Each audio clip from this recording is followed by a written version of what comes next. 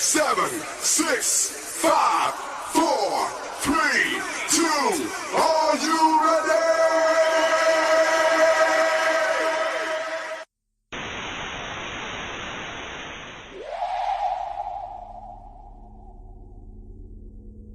That's the Chicago way.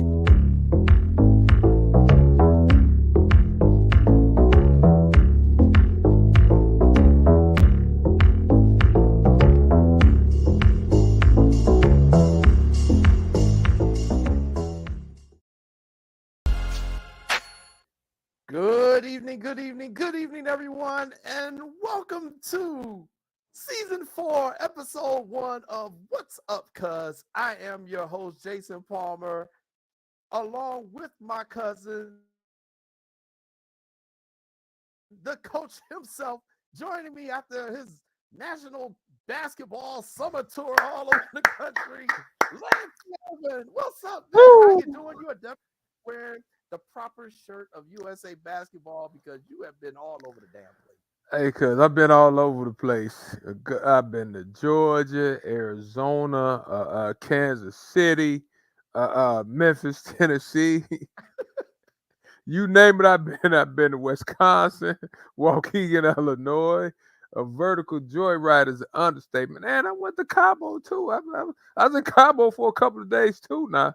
So, I got my passport stamped and I've been all over the place. Like, being home for more than 2 days, I'm like, man, I don't know what to do. And we back now for season 4. You see, I'm fired up, and all I need to do is bring the USA trophy back that we won for winning the tournament. But I don't want to flex like that. I say that for next week.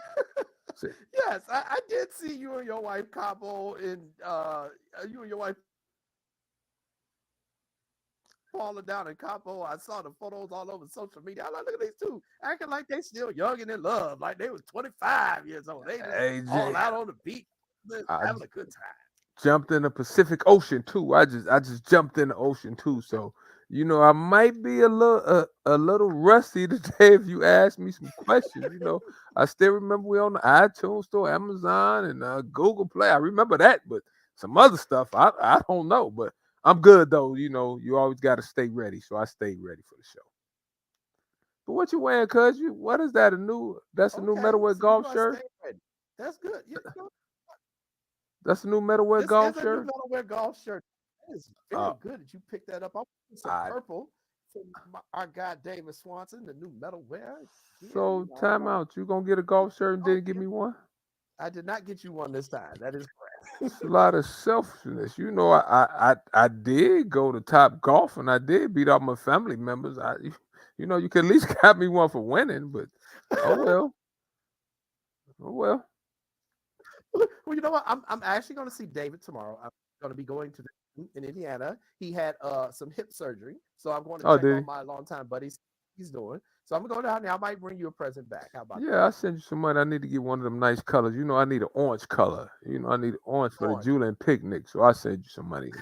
Okay, all right. I will try to get you a shirt tomorrow when I see David. We're wishing him a healthy return from his surgery. You know how it is, man. We all getting up there in age and starting needing Ooh, parts replaced and all that. So gotta go check on my boy and see how he is doing. But it look like you brought something else back from Cabo there too. Is that your camera? Am I looking at something down here on your chin or I what? just I did because I was rocking the beard for a minute too. I had the beard Okay. and I got tired of Paula getting mad because young ladies were smiling and waving at me, so I cut the beard off, but I left the little chin on a little bit. It's a little gray, but I kept it for a minute. Paula was looking at me, they looking at me, she looking at me. I'm like, why you mad, Paula? I didn't do nothing, so I cut the beard off, but we'll see though. What's Why up, you Pat? like? How you doing? Look at what you think of his beard, Patty. You let us know what you think of his beard. What's up, Armando? You are tuning in as well. We are back. Yes, we are back for season 4. Hello to everybody. Hey, if this is your first time tuning in to What's Up, Cuz, we appreciate you all tuning in. We are numero uno on Monday nights here on Sports Zone Chicago from 6 to 8 p.m. Central Time, talking about everything that's going on in the world of Chicago sports. What's up with our guy Brandon too? We appreciate you all tuning in. And let me just give an apology. So we were supposed to be back last week. Okay. We were supposed to be back last week. That's my fault. That's my fault. No, it's not your fault. It really isn't. So Lance was traveling in Memphis, but I was going to be back. I was going to have like a guest co-host with me. Lance didn't know that, but I was going. I mean, the show must go on. We were getting ready to go on the show, and 20 minutes before we get ready to go on the show, it was the largest storm of the summer in the Chicago area. I mean, it went from Wisconsin to Chicago to Indiana. This thing was humongous. It was lightning, thunder, wind. The streets of Chicago were flooding all over the place. It was ridiculous, and it knocked the power out where I was. So I could not go on the air. I had no internet. I had no nothing. It was a doggone mess. My wife was out of town. She was across the world. I'm sitting in a dark house by myself. I'm like, well, I guess no show tonight. So we apologize to you all that we were not here. I was going to preview the Sox and the Cubs series, and we got to talk about that. So that's what happened last week. You know, sometimes God is in control. Just believe that this climate change is real, man. Because these storms ain't no punk now. It's not only the storms, Jay. It's been like 30 days straight of 110 plus weather in Arizona. So Nick was down there burning up. Nick said he had to go to Paris and Greece so he could cool off. He just called me a couple hours ago, smiling over in Greece. Said, "Ooh, it's about 80 degrees here." Shoot. Yeah. So everybody be careful out there for those of you in Texas and Arizona and all them other places. That 100-degree heat ain't no punk, man. So, check on the elderly because they don't like to run the air conditioner sometimes, even when they got it. So just check on everybody. So, so we wanted to apologize for that. But hey, welcome to What's Up, Cuz. I am Jason Paul, along with my cousin Lance Irvin. We appreciate you tuning in. For those of you who are joining us on the YouTube feed, the Sports Zone Chicago YouTube feed, we appreciate you joining in there. Armando is already telling you what to do. Like and share. Please. Like and share. If you're watching us on YouTube, please like and share. Also, subscribe to that Sports Zone Chicago YouTube channel. You get access to all the wonderful shows we have here on Sports Zone Chicago. And that is one way you can watch us. If you're watching us on the Facebook feed, my cousin Lance Irvin, he usually has it up. He usually has it on his Facebook feed. He usually has a show on there. He gets a lot of good questions there. Check us out if you are watching us on the Facebook feed. Go ahead and like and share it as well. Go ahead and give us your comments there if you want to do that as well. We definitely appreciate it. And then there are those of you who are also watching us on our newest streaming platform, which is Roku, the Roku channel, the Sports Zone Chicago Roku channel. Go ahead and download that if you got your Roku. Put it right next to your Netflix, your YouTube, your Fubo TV, your YouTube TV, your Playboy channel, whatever. Oh, wait, did I say that? Anyway, whatever you got on the Roku channel, go ahead and put it up there. So Sports Zone Chicago as well. We definitely appreciate that. And you can also check us out on the Sports Zone Chicago app. The Sports Zone Chicago app. If you don't have the Sports Zone Chicago app, my cousin Lance, he's getting ready. Oh, you get that the iTunes store, the iTunes store, the Google store, and the Amazon store. Please watch it. See, you thought I forgot. I haven't been gone that long, but please get us on one of those 3 platforms. But man, Jay is happy to be back. Happy to be back. It is so good to be back. It's so good to see so many of you. We appreciate you all sticking with us and just tuning in. And yes, the Roku TV, all that stuff. We are here all over the place, all over the world. You can watch us. We definitely appreciate it. Seeing my guy Vernon is there. Vernon, what's up, man? We got some topics for you. We're gonna talk Bears, and we definitely gonna talk about what you about to talk about, that boxing match that took place. The boxing match that took place over the weekend. My cousin, he was all into that match, and he gonna take credit for calling it because quite frankly, he did. And you know what? Because we are coming back, and my cousin got something right, we're gonna start the show off talking about that. The welterweight championship match that took place over the weekend, and this young man right here. Bud Crawford. Bud Crawford, aka, ooh, that's a bad man. Omaha's finest, cuz. Ooh, that man right there, Jay. See, I'm a true boxing fan, right? I understand. Okay. See, I don't call it boxing, I call it the sweet science. So you got to Okay. understand the Okay. sweet science. And a real good friend of mine, Ronald Chin Coleman, Kentucky's assistant, we were talking a couple of days ago, and he asked me, because him and your cousin Mike were going to the fight, they discussing all this. And I said, what fight? This not going to be a fight. She was like, I'm taking Earl Smith. I said, I don't know why you taking Earl Smith. He said, Lance, come on. I said, Chin. I said, the fight I went to, I saw Bud Crawford fight, Jay, right? His hands are so fast, Jay. I couldn't believe his hand speed. So I just told Chin, I said, Chin, Earl Spencer's taken off 13 months.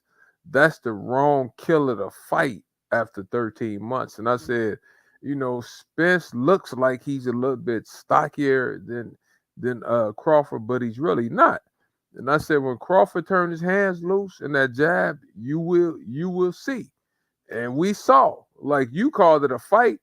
I didn't really call it a fight because from round two on, Spence was in trouble. And truthfully, Crawford tortured him a little bit because he could have knocked him out. He could have did badly damage to him in round 3 or 4. So he kept him around a little bit longer. And he said, you know what?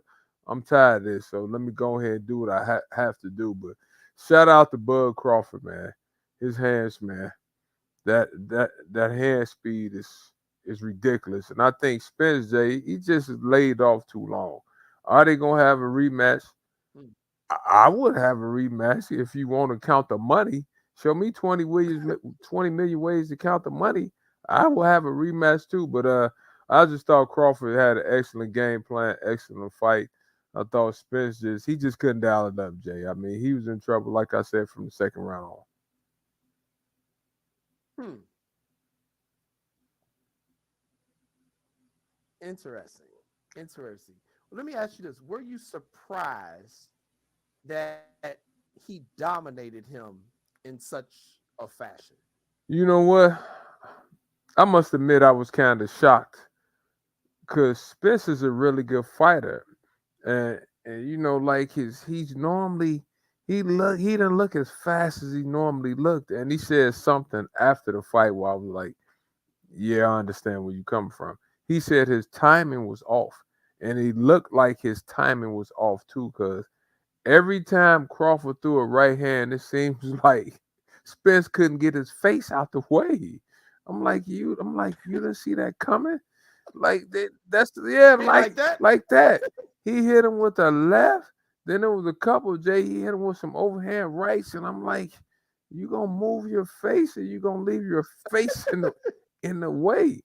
And for him to be bloody, like he was bloody Jay early on, like Jay, like, come on now. He hit him with a straight left. And his jab was just every time he threw his jab, he Yeah. I landed. mean, yeah,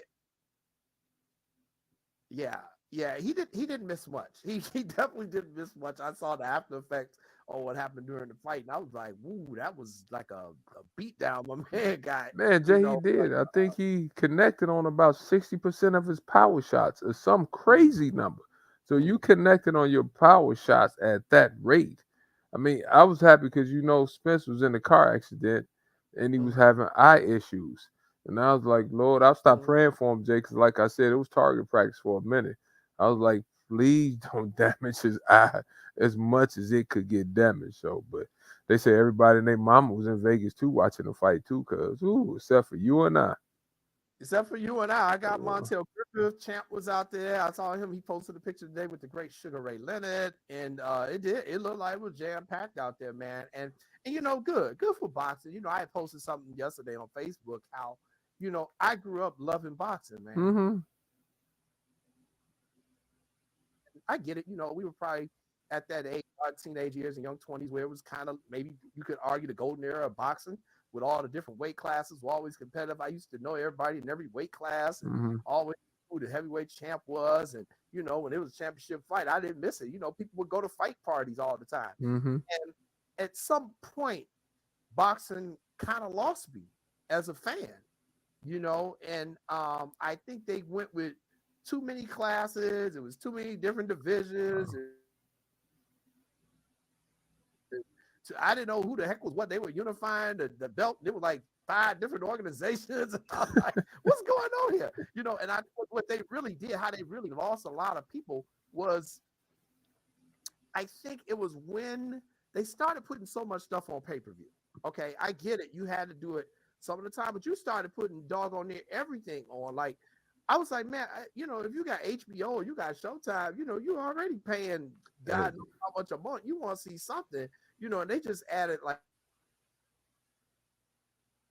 extra layers to it, extra layers, and then the fights weren't as competitive. And I was like, man, y'all about to lose a whole bunch of people. Then MMA came into the arena, so it is good to see that boxing, is kind of coming back a little bit. But I think, if I had to advise boxing, I was like, man, y'all got to put some of your stuff on network TV. You know what, Jay? Those excellent points that you said. Like, you remember when the Hagler Hearns fight, they showed Tommy Hitman hurt.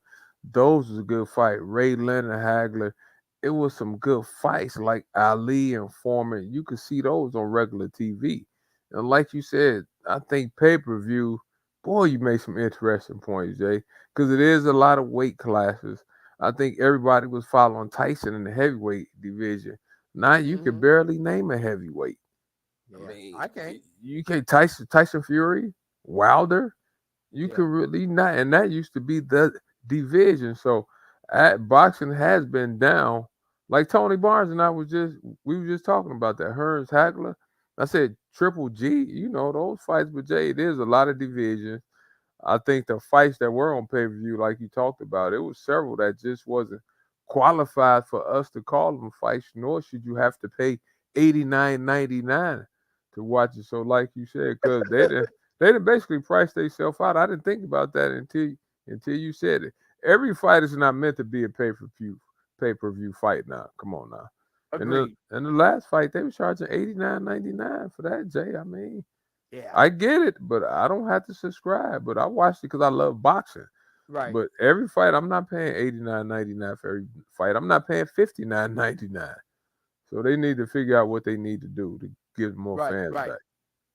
They need to figure out what they're gonna do with that. And then, I mean, it is a good way to have, social time with your Mhm. family and friends. Let's say you order a fight, you just invite 3 or 4 of your friends over. Yo, y'all want to watch a fight? Everybody chip in $10, $15 or whatever. We can all have a Mhm. good time or whatever. So, I thought they've priced themselves kind of out of a market, especially with a lot of a lower income inner city kids. And I Mhm. think that's why a lot of them don't turn to boxing when they're looking at sports so much, because you got to promote it to let everybody know, hey, this is a sport available, because now kids got so many choices. I'm just gonna keep it real. Think about in our community now, and I'm back in the 80s and the 90s and 70s or whatever. Kids didn't play as many sports as what we're seeing now. We're Mhm. seeing now kids playing lacrosse.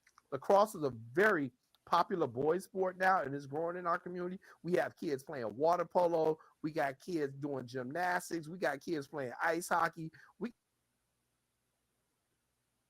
got kids doing the skateboard stuff, the what do you call those, the like the X game kind of sports. Mhm. So you've got kids, you're already competing to get them into your sport. I mean, we've talked on this show about girls basketball, how they're losing numbers as well. Volleyball has surpassed them. We got kids playing volleyball on both the boys and the girls side. So I think boxing did a very poor job of doing that, but it is good to see a little bit of buzz coming back to the sweet science, because I do like boxing. I'm gonna try to get back into it, but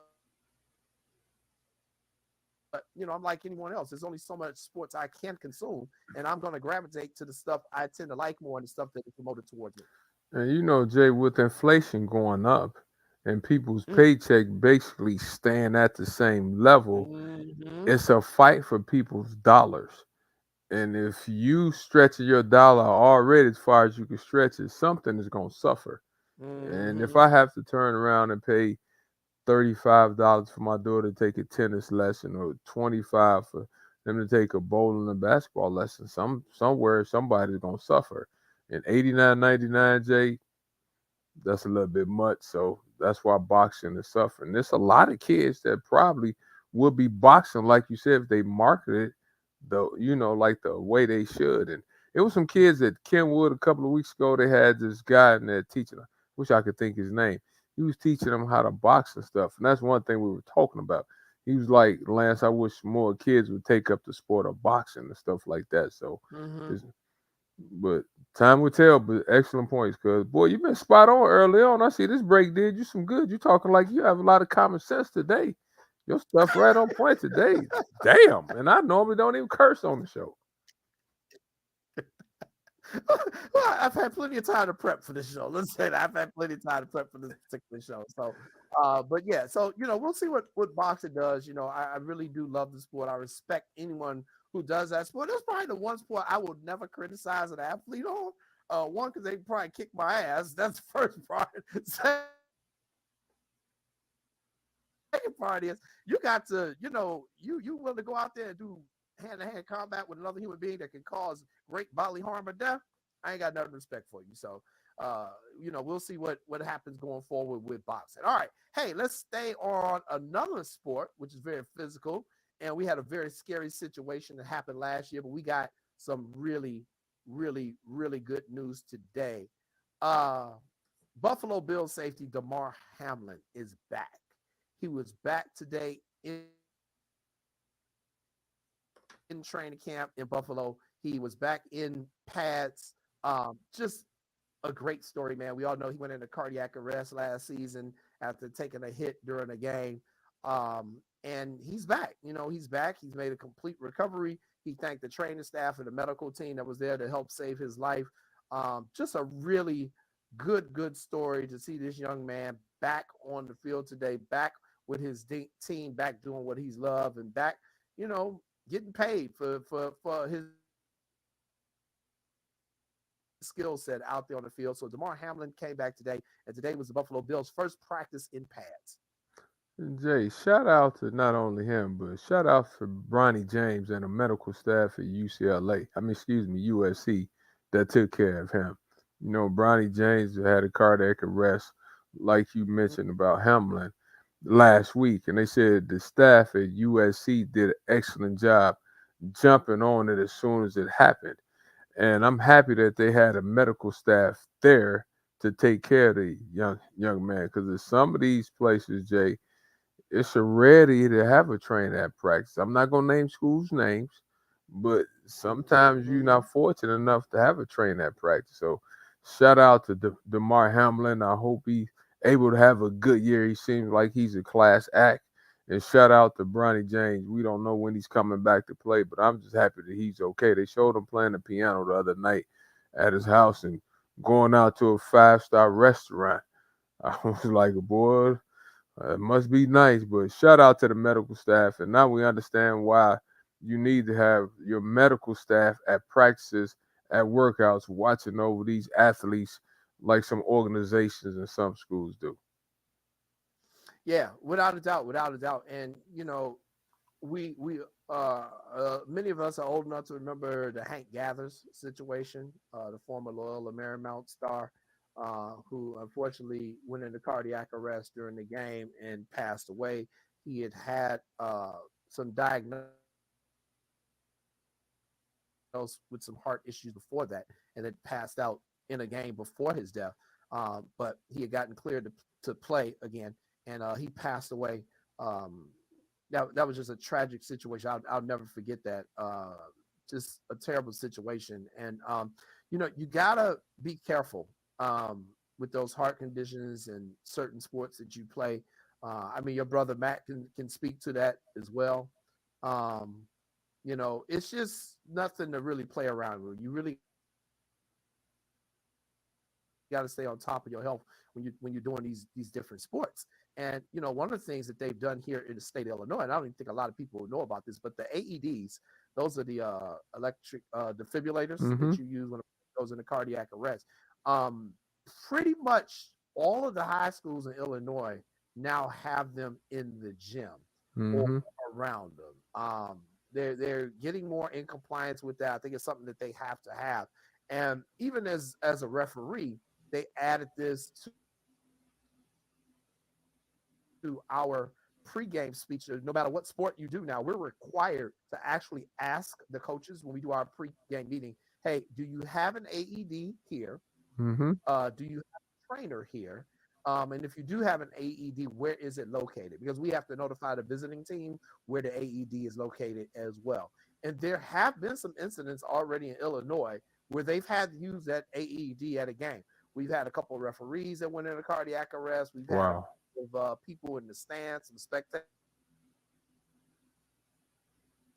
who went into cardiac arrest, and you had to stop the game, and then the medical team goes to treat the person. So, I am happy to see that as a society we are moving forward and using the technology that we have available for some of these medical issues that can happen in these sporting arenas. And obviously with Damar Hamlin, he benefited, being at an NFL team. Look, they got an ambulance right there on the sideline. They got almost dog on there in the emergency room in most of these stadiums with MRIs and X-ray machines and all that stuff. And so he was in the best place for a sad situation like that to happen so that they could quickly treat him. Same thing with Bronny James. He benefited from being at a school where they had that trainer there and they could react immediately to the emergency. But for those of you who have student athletes at home, always consider this type of stuff when you are selecting schools and ask questions of the school. What happens if my kid gets hurt? Do you all have a trainer here? You may not have a trainer every game, but is there a trainer at school? Sometimes the trainer's out at the football field doing soccer while there's something else going on inside. So, those are all questions you can always ask as well. So, but just a shout out to Brother Hamlin. I'm very, very, very happy to see him back. Armando commented, can't play with the heart.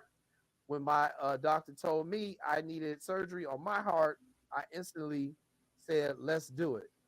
I have my kids, grandkids, and wife. I have around for a while. You're right, Armando. I agree with you 100%. And just, health in general, especially as we get older, you got to take care of you. There's certain things you definitely can't play with, and the heart is one of them. You kind of need that one. It's kind of one of the organs that you need. So welcome back, Damar Hamlin. So him back. So all right. Hey, we are approaching our first commercial break. Man, this wow, that was quick. It just went through just like a breeze. Dang. And we'll come back. Oh my God, we come. All right, Brandon, when we come back, it's coming. I know you all have been waiting for it.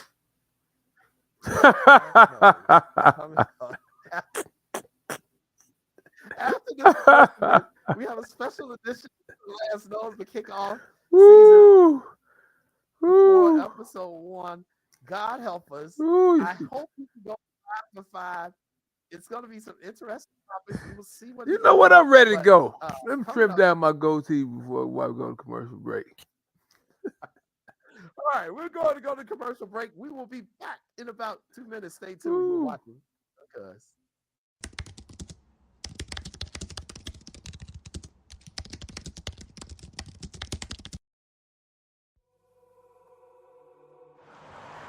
At a time when the news seems as subjective as the partisan politics dividing this country, independent professional journalism has become a resource people need to get the honest and accurate information for their lives. That's why I created JCoyneReports.com.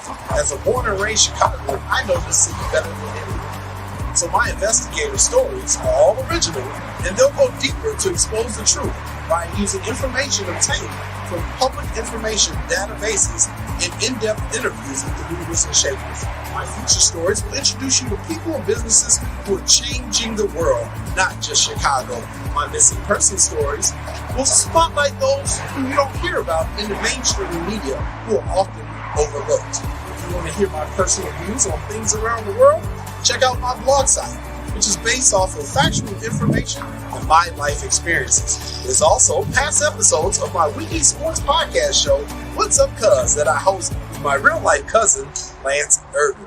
So if you're looking for all this information and more, check out JCoyneReports.com and follow me on Twitter at JCoyne.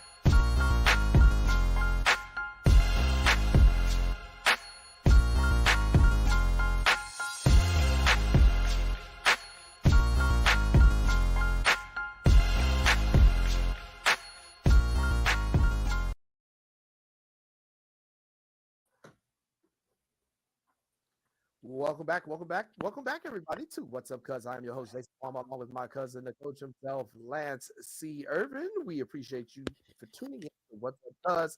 And just to tell everybody, we got a lot of great guests coming up within the next couple of weeks. I saw your guy a couple of weeks ago What you see, cuz? You know, I at got a my lot of guys now. St. Joachim all-class Say reunion. who? What? My St. Joachim all-class reunion picnic. That was the school I went to from kindergarten to third grade, and he was in a couple classes older than me. First of all, What you see? he in better shape than you and Sean, and Who? definitely me. Who? Kendall Gill? Kendall Gill from No, Suburbs. No, you're not talking about Kendall Gill he now. in better shape than Kendall Gill. And I Who? can't believe Who? I give it to Kendall. Who? Howard Griffith, man. Okay. I'm okay. I seen how like okay. That dude look like he can still get out there on the NFL. Okay. I give it up to Howard. Howard normally ball, appreciate man. Jaguar. You know I the don't know other what kind of workout he's doing. the other big Jaguar normally in great shape, cuz. He looked like did he look like he was eating the weights though, cuz? Yes. You know what I'm saying? Dang, because we got the Julian picnic coming up in a couple of weeks, and Howard gonna probably come out there. So Howard gonna steal the show. So I need to go lift some more weights. Matter of fact, I need to go. I need to go lift some more before Howard come out there. Dang, man. You ain't gonna catch up, cuz it take more. It take more than man. That dude and Sean. I produced Sean's hair. Sean is buff too. Yeah, And Sean Sean. work out. He do all. And I'm telling you, man, I was like, Howard is bigger than Sean. Howard is just. It was like amazing. Well, you know, Howard did play for the Denver Broncos. Yes, he did. So and he played fullback. So you know, probably used to. That's right. I'm gonna have a talk with Howard. Let's see Howard. I'm gonna call him. Did he say he's coming on the show? We got to get Howard back on the show. It's football season. Okay. You know I love football now. It's football season talk now. about a lot of stuff that happened with Northwestern.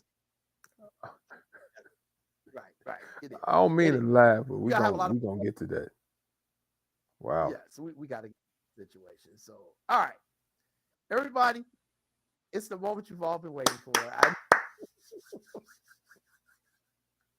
Hey, I went 5 for 5, 4 for 6. I'm like, frankly, I've been doing it lately, so I mean, I'm ready for you to bring it on. You ready? You sure?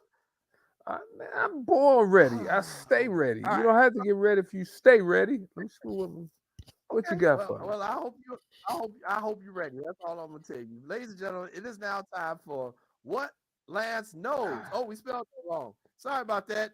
I just mentioned I'm a St. Joachim student. You and Howard Griffin. Let me get loose. Shut up, but it's making me look bad. It's What Lance Knows. Gotcha. And add the S. This is what happened when you're trying to put show and host the show at the same time. But What Lance Knows. Let's see, did I get it right this time? There we go. All right, that's a lot better. What Lance Knows. There you go. Where I asked my older cousin with his gray beard looking like Lovey Smith. Lovey made a lot of money too now, so you know. I asked him 5 questions, and he either gets them right or he gets them wrong. Now, if he gets them correct, he gets winning swing cash. If he's got it right, he gets winning swing cash. If he is incorrect, he gets losing swing cash. So that's the way this goes. Lance will get 5 questions. I will post the questions up, and then he will answer the questions. Now, he has been doing pretty good recently, but just like your guy Spence, you've been off for a while. You may be rusty. Happens. So we shall see. My cousin Carol's usually out there. She's always pulling for you. Everybody's pulling for you. They all want to see what you know. So the numbers go up when we do this episode. All right. So let me get the questions ready. All right. So this week's topic, I had to come up with some topics for you. Okay, talk to me. Talk to me nicely. So This is our summer, what Lance knows, summer destinations. Summer. Okay. Lance knows summer destinations. And so these are all popular city summer destinations. And if I'm not mistaken, I was able to pick all places that I know you have been to. Oh, talk to me So nicely. I don't know about it. I've never been there. These are all places you've been to. Okay, let me So, think. you told us earlier today you and the wife was in Mexico kicking it. So, you travel a lot. So these are all summer city destinations that you have been to. All right. That's the Okay, talk. let's go. Let's Are you get it. ready? Let's get it. All I'm right, here ready. we go. I'm put roll up my sleeve. Question number one in what Lance knows. Yeah, here we go. The first question. Oh boy, the Irvin family has committed a lot of sins in this city, which is where I get my nickname from. I'm reportedly going to be getting a Major League Baseball franchise in the next year or two. Get married here. Talk to me nicely. Las Vegas, baby. Las Vegas. Talk to me. Talk to Okay. me. Okay. So Lance Irvin says the answer is Las Vegas. Is he correct? He gets a happy swing cash. He gets a happy swing cash. He is 1 for 1. The beautiful city of Las Hey, Vegas, baby, also known as Sin City. hey, Jay. I see the Bellagio. I see, I see Treasure Island back in the cut. I see Caesars. That's Caesars with the light show. I see, hey, Jay. Woo! The Irvins has done a lot of damage. Pops Irvin, Mama Irvin used to gamble till 4 in the morning in that city. That's the Irvins' favorite destination over there. You see, I see the light show, AJ. I know all them spots, boy. Man, woo. I see Meek Mills in club. What's that club? Dre's there. I see Meek Mills up in that joint. Boy, you get me excited. Let me calm down. You get me excited. Don't Get you me be talking excited. about my auntie's gambling in Ooh, Las your auntie had a gambling problem. Ooh, 4 in the morning. Mom, you going to get AJ. You be like, hey, mama, you know it's 4 in the morning. If you walk past her with a cup of change, see, we stopped carrying our change and our dollars in the cup. She's like, boy, I birthed you 26 years ago. I'm taking all that. She would literally, Jay, she really, literally take your cup, take your dollars, and there's nothing you can do. Ask Paul Irvin. Matter of fact, we need to get Paul Irvin on the show. Her and Paul Irvin one night stayed up at the penny and dime slot machines. I was like, y'all have lost it. Y'all have lost it. Oh God! All right, all right. So let's talk about my Woo, no gambling addiction woo, problem. We ain't talking about woo, family business. All right. So you're woo. 1 for 1. All right. Question number two. And what knows? Question number two. All right. Let's see if we can get this one. All right. I'm known for my beautiful beaches and the best college basketball Christmas tournament. Janet Jackson did an HBO concert here. All of my islands used to be connected. I am simply put paradise. I'm simply put paradise. That's a little bit Irvin, tough. Are you talking about the Maui Classic? Is it Maui? Are you talking about Maui? Talking about Maui? okay. He said Let's see. I'm no. going with Maui. Are we talking about Maui? Maui is your final answer? Fine answer. Correct. Correct. He gets another happy swing cash. Maui, beautiful Maui in Hawaii. You have been there before. You told me how beautiful it is. I've been to Hawaii, And but I've not been to Maui, and that is Jay, definitely Maui is beautiful. Went on the sugar cane trip, and I also picked up something from Coach K. I mean, Coach K got mad at Bobby Hurley during the game we was playing Duke, and I don't know what Coach K was saying, Jay, but he put his hand up like this, and I try to read lips because you trying to steal people play calls, right? I said, ooh, what he was saying to Bobby Hurley, I was like, oh my. Oh my.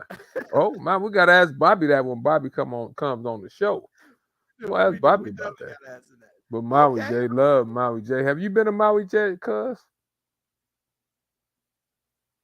I've not been to Maui. I've been to Honolulu, and Waikiki Beach was the sunset is all that. But I've been told I've got to go to the other islands, and Maui is the next Yeah. one.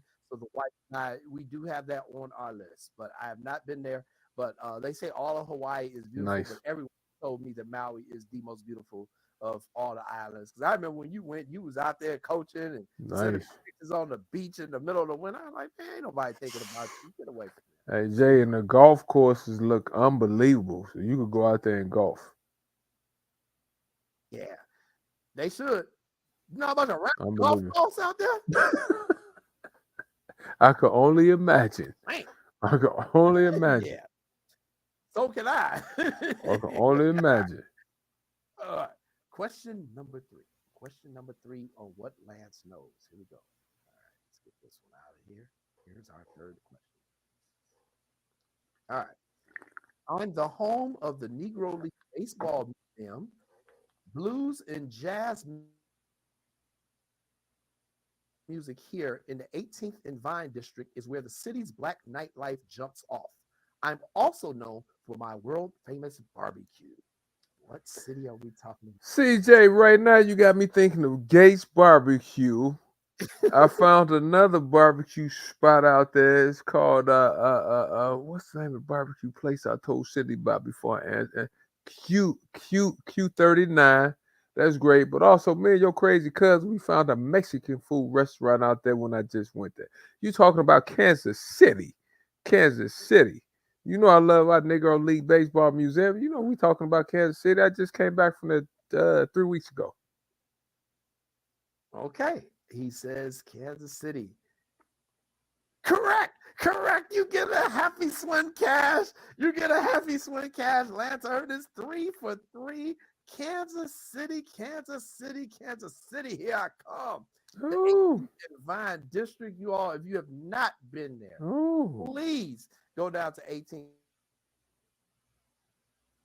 Divide. Go check out the Jazz Museum. Go check out the Negro League Baseball Museum. Have some of the best barbecue in the country. Mm-hmm. Listen to some of the best live jazz and blues music that you can find right there in Kansas City, Missouri, the Show Me State. I've been, loved it. I know you've been there coaching a few times against who'd you go down there coach again? UMKC? Did you coach You know against? what? UMKC goes down there against them, but also they used to have the Big 12. Matter of fact, they still had a Big 12 conference tournament there. So the Ah, conference tournament is in Kansas City. They have the nice Crayola factory. If you have young kids, go there to the Crayola factory place and the Lego place. Nice, nice setup. Nice family town. okay. Now I did not know about the Crayola, Mm-hmm. so that's one to know. That's a very good one to know. All right, Lance is 3 for 3. Boy, this break has not hurt him a bit. He is still in the groove. All right. Let's get this one up a little bit. Let's see if we can get this one. All right, question number 4. What Lance knows? Here we go. I am the second most popular destination in the Sunshine State. I'm home to the richest and most popular rodent in the world.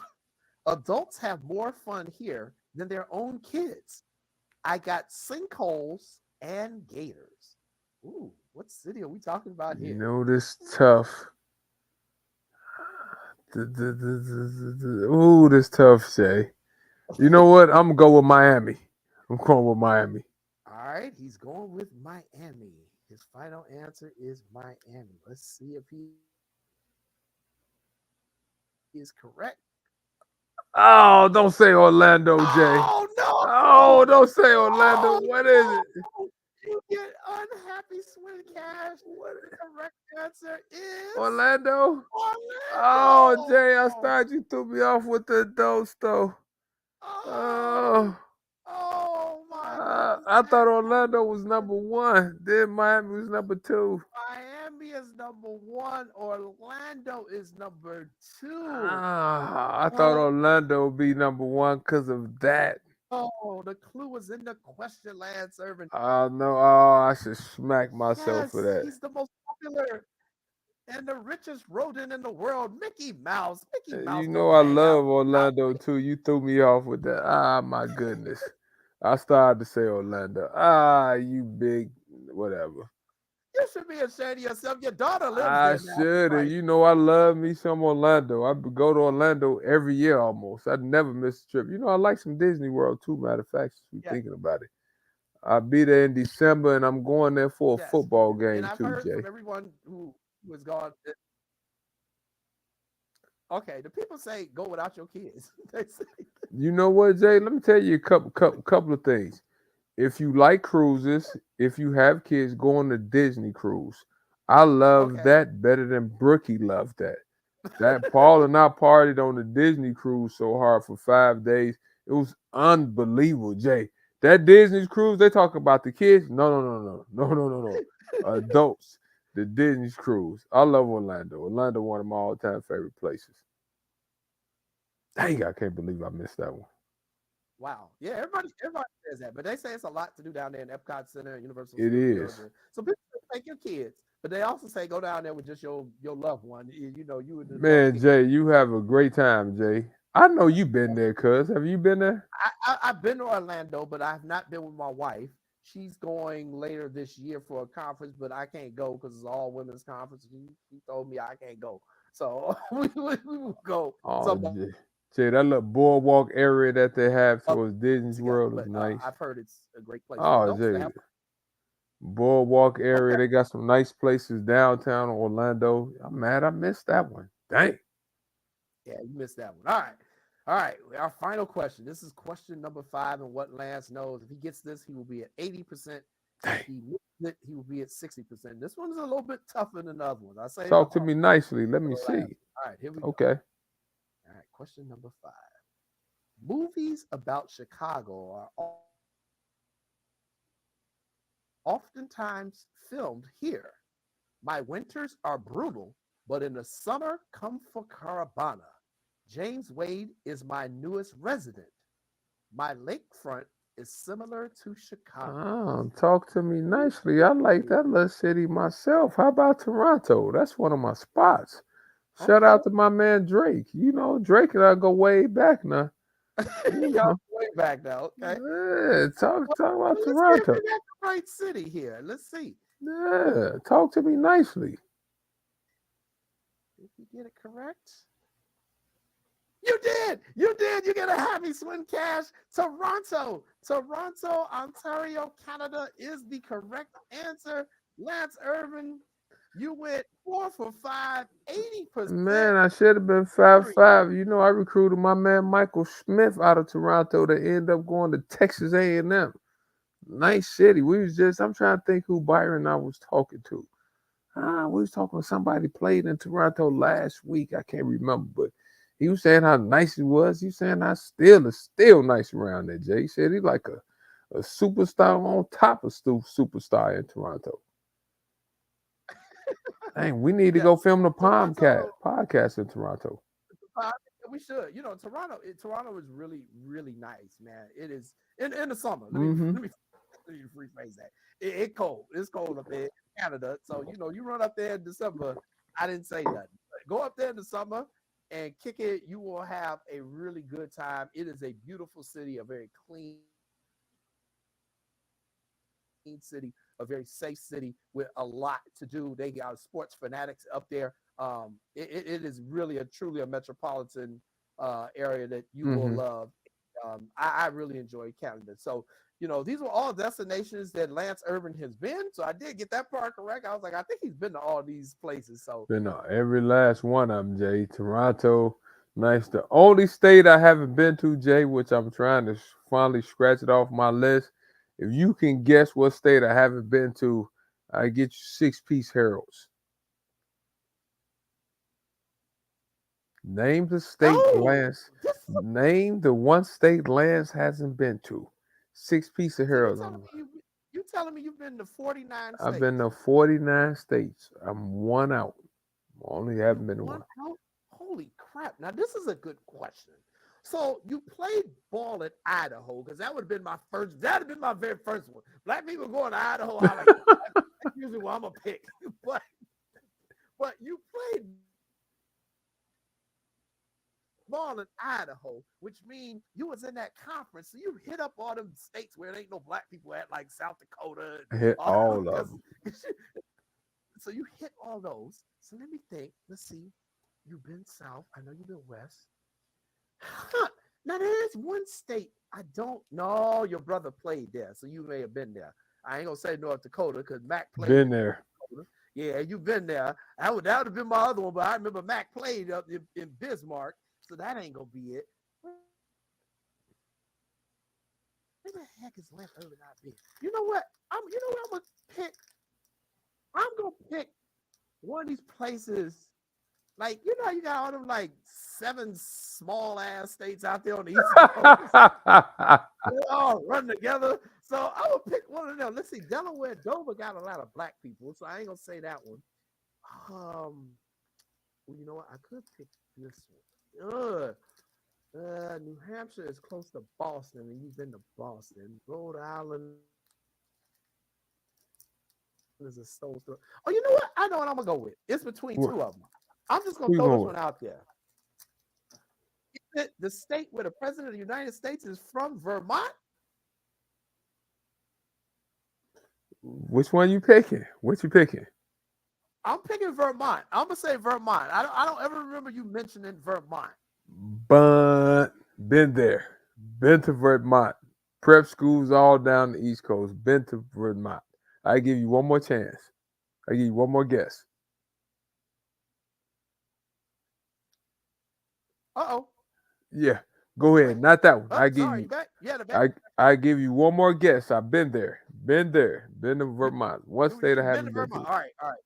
Okay, your connection went bad there for a second, so I couldn't hear you. Okay, so you've been to Vermont. Damn, he been to Vermont. Well, then the only other one I could really think of. Oh, what's that other one? You want me to All give right, you a go ahead. I'm gonna go with I think I can get it. You can give me a clue though. Let me see. Let me see. It stays dark there 80% of the time. Oh, you know what? Now see, I was gonna pick them, but I figured you had been there for the Great Alaska Shootout. I'm gonna say Alaska. I got hurt and missed the shootout. Oh, It's Alaska. I missed the shootout. I was pissed too. Pissed. Pissed. Pissed. Only state I haven't been to. Only state been to Rhode Island, been to wow. Maine, Okay. New Hampshire, Vermont. I've been to all those. You know, when you recruiting and playing, I've been to every single state except Alaska. And when you said you went to Idaho, I've been to Montana, North Dakota, South Dakota, been to all those. Washington was close to Idaho. Been to Seattle. Seattle had the Final Four. Had a couple friends of mine when I went to school. Idaho lived in Montana. My boy Benny, Benny here. Benny Wright is from Montana, so he lived on a reservation in Montana. I still talk to him. We played Montana State. So it's been to every state except Alaska. I missed the Alaskan shootout. Wow, Alaska. That was the answer. Okay, and so I didn't pick it because of that. I was like, no, he probably been to that Great Alaska Shootout. By the way, that tournament doesn't even exist anymore. Nope, not that I know of. Why did they get rid of the Great Alaska Shootout? Because I know it was similar to the time when the Maui. You know, they used to be able to get Basketball. more teams. They used to be able to get more teams to come, but now it's so many more tournaments out there, and you can play more games, 3, 4 games. Teams opts to go to Florida. You know, Maui is always nice, so they gonna go to Maui. But because it's more shootouts, ESPN is doing tournaments. There's so many entities doing tournaments. It just got tough on them to attract teams year after year after year. Yep. Got you. Okay. So you've never been to Alaska. Well, you know what? Maybe that's what we should do. We should do a cousins cruise because my wife been talking about it. They say that Man, that we cruise to sure Alaska should. during the summer. They say hmm take. They say the Matter of scenery is fact, absolutely incredible. one of Paula's friends, he just came back from Alaska, and he was like, "Man, I said, man, I haven't been there, but he was talking about that. But I love to go, Jay. I got to hit that. That'll be my 50th state.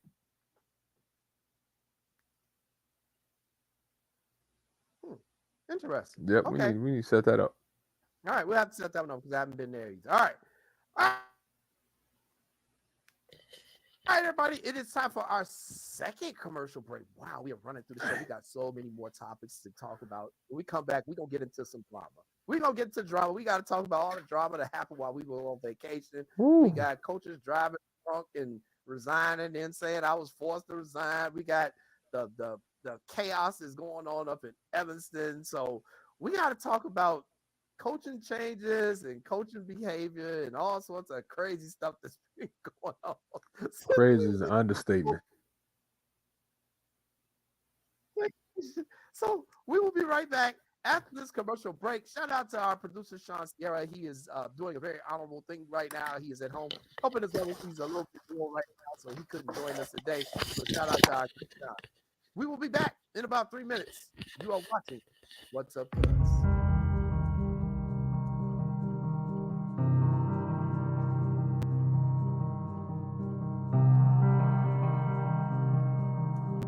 You see me. You hear me? Respect me. Respect. Due regard for the feelings, wishes, rights, or traditions of others. We don't have to agree, but I deserve to be heard. I stand my ground. Respect me. We don't have to be friends, but I deserve your civility. I stand my ground. Respect me. You don't have to understand my culture, but I deserve to be authentically myself. I stand my ground. Respect me.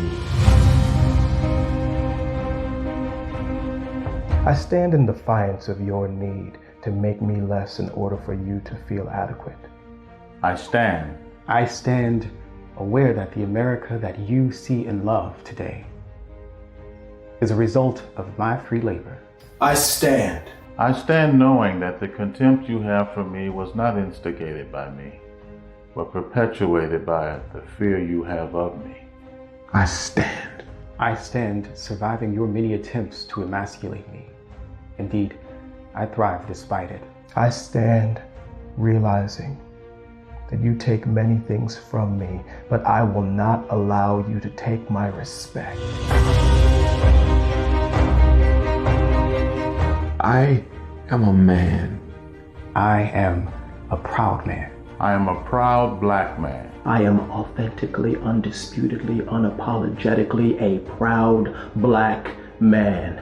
I am authentic, undisputedly, unapologetically a proud black man. I am authentically, undisputably, unapologetically a proud black man. Respect me. I have done more than enough to deserve it, and still you withhold it.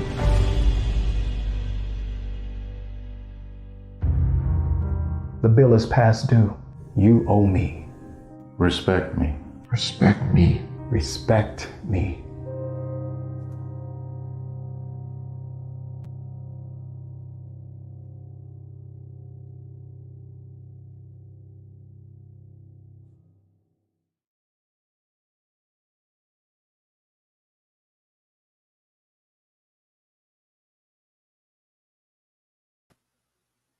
Welcome back, ladies and gentlemen, to What's Up, Cuz. I'm your host, Jason Palmer, along with my cousin, the coach himself, Irvin, as we start the second hour of tonight's show, season 4, episode 1. I should have known better, Lance. You know, you got to know your family members. You got to know your cousin. I should have known. My cousin, Lisa Foster, is chiming in on the chat. I'm just going to post the comment.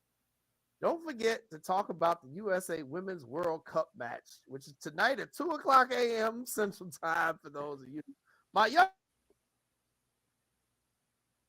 cousin, Lauren, will be at the game. So she is actually down there. And my younger cousin, Lauren, now our younger cousins be doing their thing. She's like studying in New Zealand or some crazy stuff.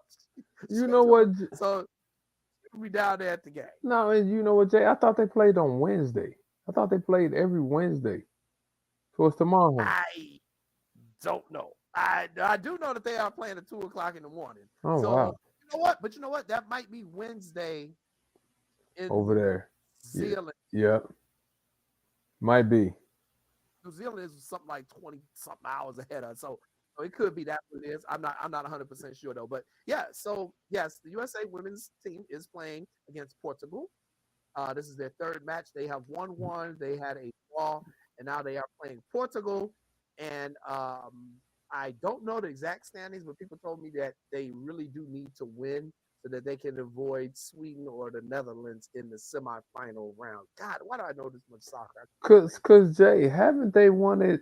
If they won it this time, it'll be 3 times in a row, and no Either, country has either won it 3 times in a row. Correct? 3 or 4, something like that. Yeah, Yeah. they've been fired, dog. Yeah, they've been fired. So we will see what happens. You know, go USA. I won't be up at 2 o'clock in the morning watching it. But No. If I'm up, I'm writing the school paper. But the one thing I like about their team, cuz, is that they have a good mixture of youth and old veterans on that team. I saw the first game. Brooklyn and I actually watched. How long? Like, is it 90 minutes? Is it 45 minutes each well, half? in 90 minutes and then the fake injury Exactly. So it went past that, cuz, time that they add on, which could be God knows man, they what. added on like an extra 5 minutes, but Brooklyn and I actually watched like at least 3 quarters of the game. And they have a pretty good Okay. team and stuff like that. But they had a good mixture of veterans, young players. They bringing up down the ranks, and they actually won the game 3-0. So, but no, I mean, Lauren, it's a little late for me to stay up till 2 in the morning though. But if it was if it was like 9 or 10, I would watch it. But shout out to the women. You know, we always want women to succeed. They're doing good things, and like I said, they have a really good team. Agreed. All right. Let's talk about a lot of coaching stuff happened while we were on vacation. But I'm gonna start because I really want to get your opinion on this when it happened. Um, and it's not a bad thing, but it's also not necessarily the best thing for Chicago.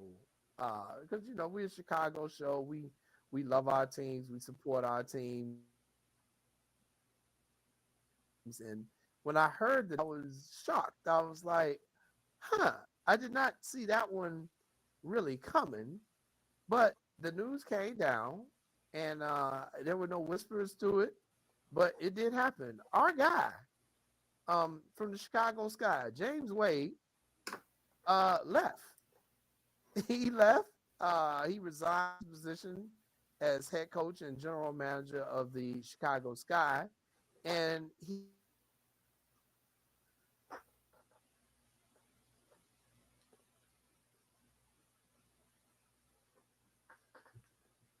Hello, hello, hello,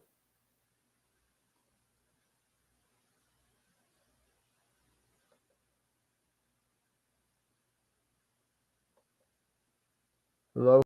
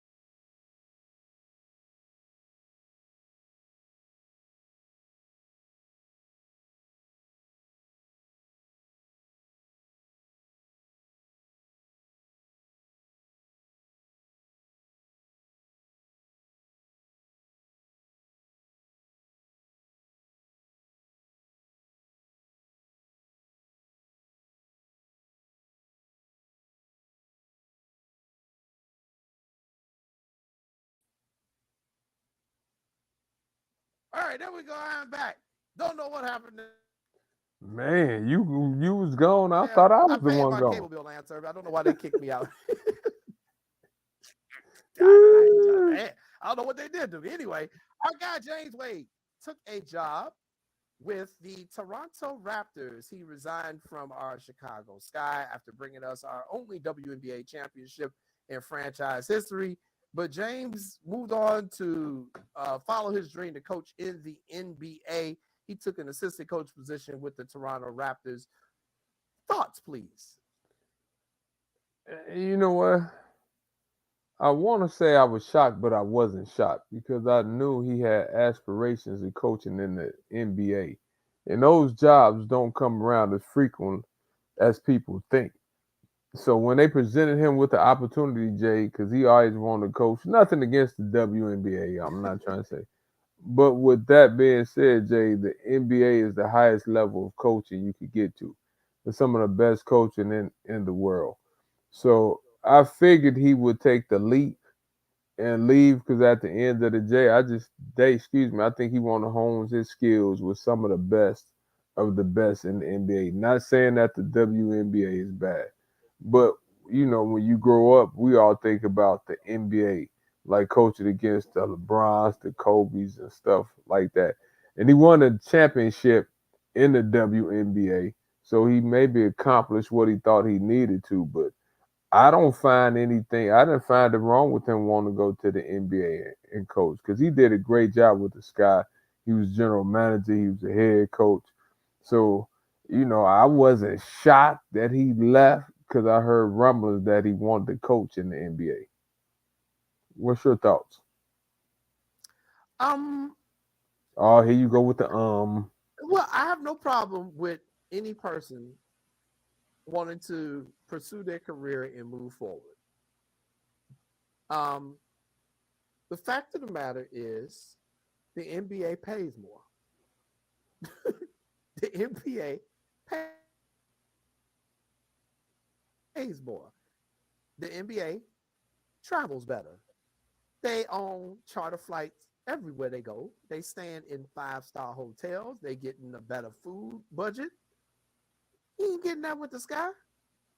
And I ain't mad at him. I ain't mad at him at all. Now, the only thing where I'm not happy about is that he had to abandon his team in the middle of the season. time out, time out, time So, out. had he left at the end of the season, I get it. But the way the NBA season and the WNBA seasons are, they don't run parallel to one another. If he was going to go, he had to go when he left. But you did kind of lead the ladies. But Jay, I understand your point of view, but my point of view is different. See, when you in sports, there's never a right time. It's because when they give you your pink slip, they don't think about the right time to give you your pink slip. So there is no right time. So you leave when you leave. I talk to Paula about that all the time. See, Paula had opportunities to get some teaching jobs during the middle of the year. And she was like, no, I can't do the babies like that. I said, see, that's school teaching language. That's what y'all think.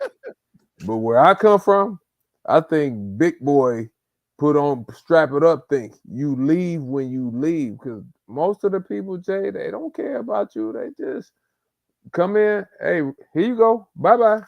Okay, Mr. Palmer, your services are no longer needed. And they waving at you. Bye bye. So how many coaches Jay, get fired during the middle part of the year? Good point. That's a good point. I can't argue that. That's why we got you on the show to give us that perspective. And that's what James. He see with this, the sports world, Jay, is totally different. Right, because like I understand regular business, but even regular business, they come calling for you when they come calling for you. But this is an opportunity, and he left before. I think that was before the summer league happened too, right? So they probably told him, "We need you out here to work out these players. We need you here on the bench for the summer league." And he probably really didn't have a choice. He probably had one, but they probably like, Come on, man.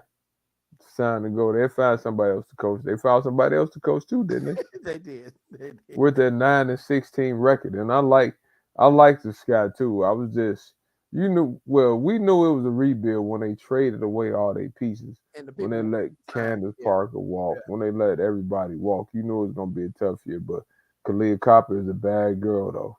Woo. But shout out to James Wade though, Jay. I just think, like you said, in my what's the word I'm looking for? In my nice heart of heart points, I get what you said that the timing was wrong. I understand that, but in my big boy heart, yeah, it's time to go. Mhm. I hear you. I hear you. So best of luck to James, and thank you, Coach Wade. He was always very gracious with Oh, he us. was He's great, always great with me when I needed interviews or anything, and great, just a great brother, man. I'm very happy for his success, and and Jay, thank you I again for would bringing us a championship, Coach Wade. And we wish you much success in Toronto. I wouldn't be shocked if he finds himself maybe one day being the head coach on one of those benches too. Is this Yeah. is his wife from Toronto somewhere? I want. Is she from Is he? France?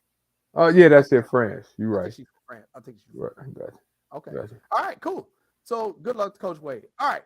Staying on the coaching tree, let's talk about a not so good situation. So while we were on vacation, the head coach of West Virginia University, Bob Huggins, also known as Huggy Bear, affectionately was allegedly caught driving inebriated. And as a result, the university uh, removed him from his position, which has become a matter of controversy on if he resigned, if he was forced to resign, or if he was fired. Now, the official statement was that he had stepped down from his position. Then a few days later, he came back like, hold on, player, I didn't do that.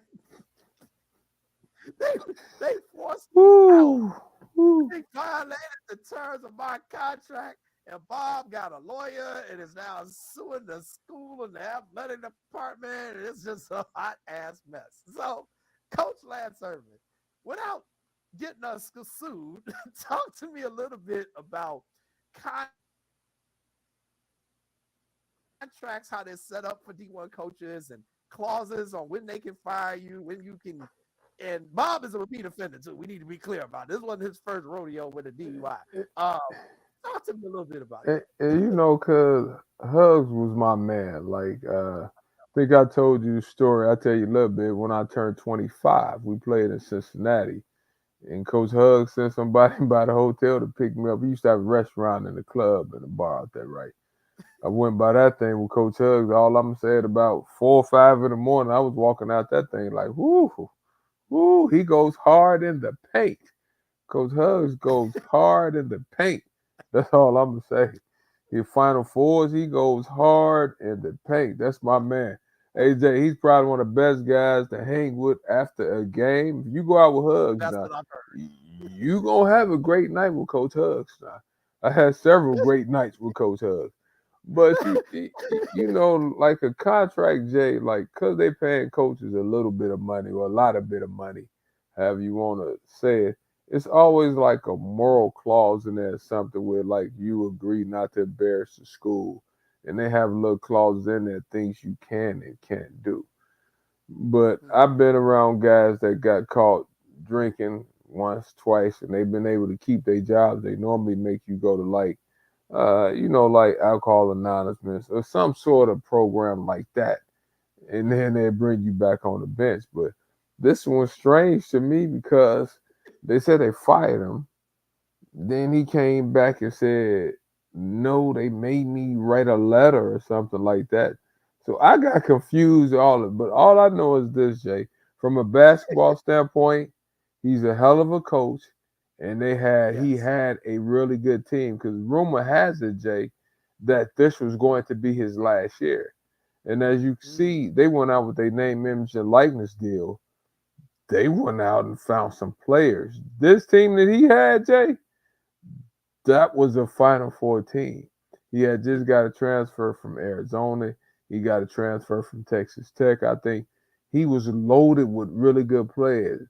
Like he had just got 5 people from the transfer portal, and he was knocking them out. So the team that he had on paper, Jay, that was a Final Four team. That's why I was shocked when they ran him out or he ran himself out. I don't know what you want to call it, Jay, but all contracts have clauses in there where it says like you can't embarrass the school or do any other things. I can't read. I'm trying to think what they call the clause, but it's stipulations in all coaching contracts, which you can and can't do. But I think Jay, with that one, Jay, that tells me he was on a short leash. He was on a short leash and pissed somebody off. Because normally when you're of hug stature, they give you a little bit more leeway than what he got. What's your thoughts on that? I want to hear what you say and what some of the viewers say, because this one is just tough. Well, I think Huggy was a multiple repeat offender. You Mm. know, like I said, this wasn't his first rodeo. He'd probably been given warnings, and like you said, they make him do the rehab stuff and all the other stuff. And they were like, "Look, you know, you've been in the game long enough to not be making these mistakes." That's basically what it was. You've been in this long enough to not make these mistakes. You done made another one. You done embarrassed the university. We're not gonna keep dealing with this, and we out. And so there you go. Charles is chiming in leadership code of conduct. I agree. You know, at a certain point, dog, you can't keep making the mistakes, man. You know, I'm in my 50s now. If I'm still doing the same dumb stuff I did when I was 24 and going to the club at the Ascot Hotel with my cousin Lance Irvin and getting so drunk he had to carry me, you know, I obviously have not learned my lesson. Woo, that was a good night. But I obviously have not learned my lessons. You know, Huggy Bear, he up there, man. He too old to be getting himself in that position. And I'm not gonna say guilt or innocence on this last particular incident, but you got to be smarter than that, man. And you know, I just think he got caught up. And, you know, there's a point where you can actually think you're an untouchable, and then they can show you that you can be touched. Because you and I both know that sports and the revenue generated from sports, it'll make people do some crazy stuff, right? You hear what I said? He had potential on paper to have a Final Four team. Do you know if they made the Final Four, how much money that school would have made? Cuz think about that now. They had a national championship team. Some people would have just sit out 10 games. Like for instance, Jay, the Christian Dawkins stuff. There's some coaches still coaching. Some of them did some crazy stuff too. They didn't make them walk now. You and I both know that. You know, the pay to play with some other programs and coaches, some coaches got a slap on the wrist and didn't do nothing. I know they got my man Michael Boyd at Oklahoma State, and he wasn't even involved in it. He served his time, and he didn't do nothing. Some programs did some stuff, and they coaches still on the sideline coaching. I'm just saying. Yeah. Well, we'll see. So I'm interested to see how that plays out. So, but that wasn't enough. There had to be more stupidity going on. This time, right here in our own backyard at Evanston, Illinois, Northwestern, Mm-hmm. where I did my summer program of journalism at the Medill School of Journalism. And so let me just preface this by saying this, Lance. Okay. If you're going to do some dirt, don't do it at the school that's got the number one journalism school in the in the country. Mm-hmm. Mm-hmm. Just a word of advice. You probably don't want to do it at the school with a student journalist. Are usually better than half of the professional journalists that I know because they're gonna find out and they're gonna report it and they're gonna tell the truth and they got all the connections because it's their schoolmates who were the victims. So this Northwestern situation, we have two coaches that were removed from their position. Mm-hmm. We'll start with Pat Fitzgerald, the football coach. after allegations of hazing and creating a culture that is not welcoming, and the university did somewhat of an investigation and said then they originally suspended them for like a couple weeks, and then the school newspaper, the student journalist said, "Hold on, player, we did our own investigation, and we found a whole lot of stuff that y'all ain't tell us about." Then the president came out saying, "Oh, you know what? I made a mistake. He's fired." I was like, Come what on. is going on here? So talk to me. I'm still trying to wrap my mind around what the hell Northwest is actually doing. But Pastor Gerald got fired.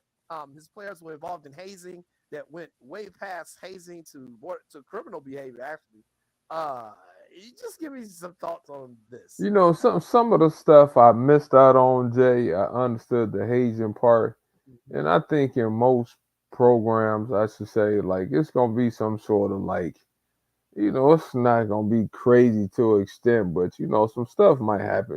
Everybody do a little bit of something. So I'm not gonna act like I'm naive to the situation, but some teams do stuff, some teams don't. I don't know, like for instance, when I was at Colorado State, my hazing was, if you want to call it hazing, right?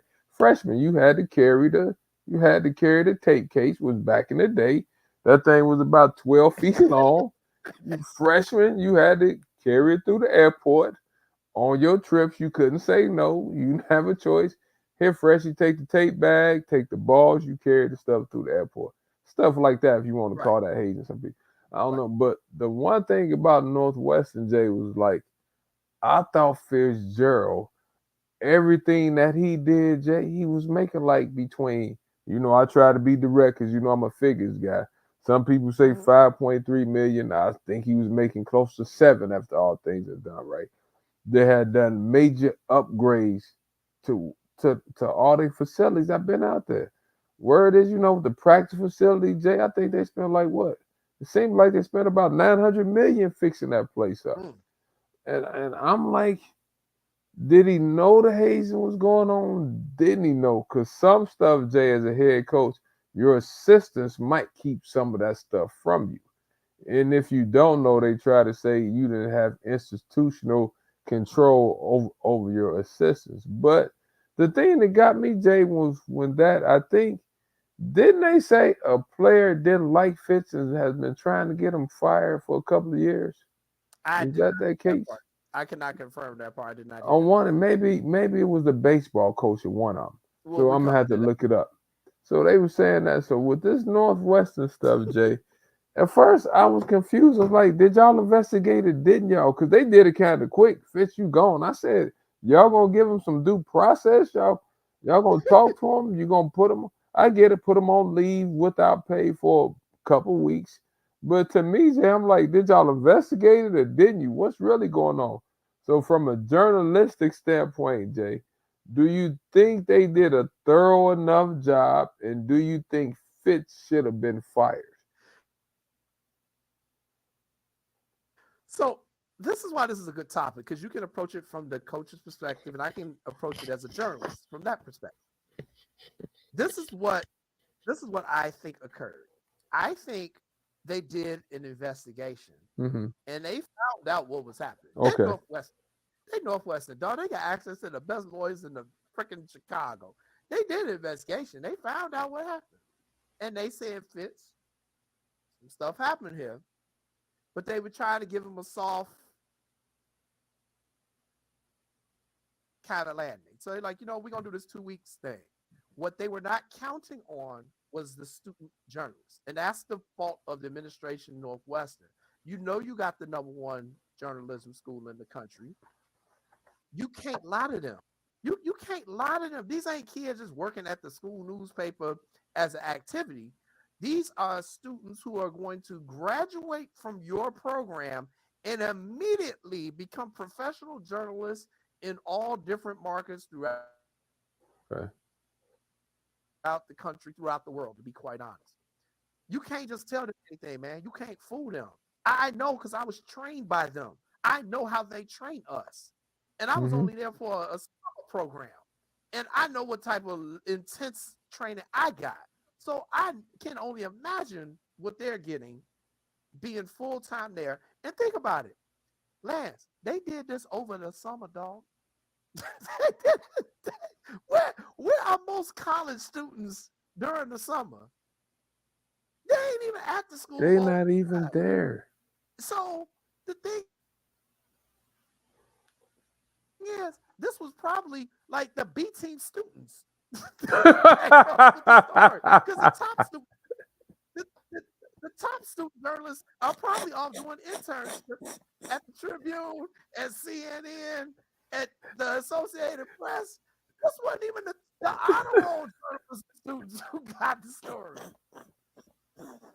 So if they got the story, you already know. And I knew it was bad because when the kids came out with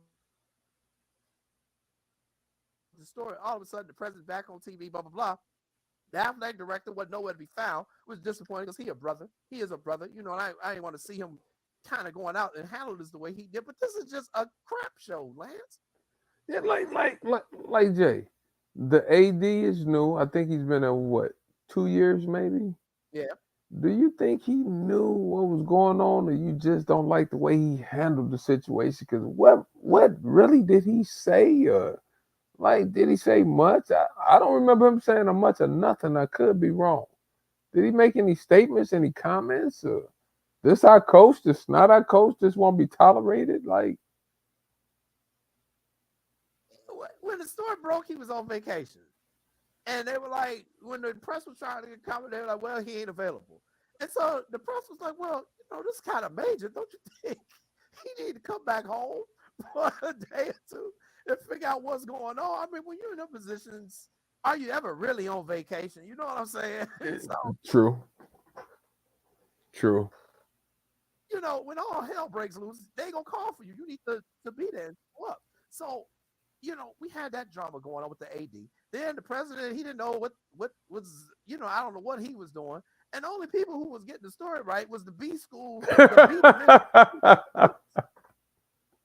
And I'm like, man, had y'all had the 18 journalists, y'all would shut down the whole school with what they would have found. So I sent the message to the student journalists and told them how very proud of them I was. Mm-hmm. I also extended an invitation to them to appear on What's Up Cuz, and they accepted. So they're going to be coming on in a couple of weeks because we're going to talk about this situation. And I want to show them some love.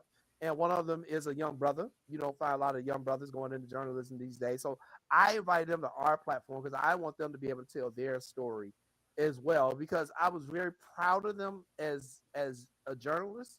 I was very disappointed as a person who attended Northwestern for the journalism training. And, our guy Chris Collins is there. We've had him on the show. I love Northwestern, man. I love that school. But I'm like, man, this was foul. This was foul. Now, if that wasn't enough,